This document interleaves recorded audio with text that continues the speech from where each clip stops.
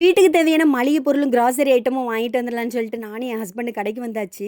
ஆனா, வாங்கும்போது இருக்கிற இன்ட்ரெஸ்ட் வந்து சமைக்கும்போது வந்து சுத்தமா எனக்கு இருக்கவே இருக்காது.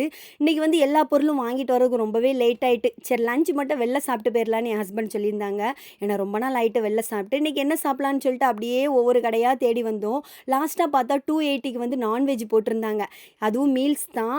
ஆனா, நான்வெஜ்னால என்னலாம் இருக்கும்னு சொல்லிட்டு தெரியல. உள்ள போய் பார்த்தாச்சு. அங்க பார்த்தோன்னா நான் வந்து எப்பவுமே பிரியாணி தான். வெளில வந்தாலே பிரியாணி சாப்பிட்றது தான் எனக்கு ரொம்ப பிடிக்கும். எங்க ஆளு வந்து அதுவும் 280க்கு வந்து அன்லிமிட்டட்னால எல்லாமே வாங்கியிருந்தாங்க.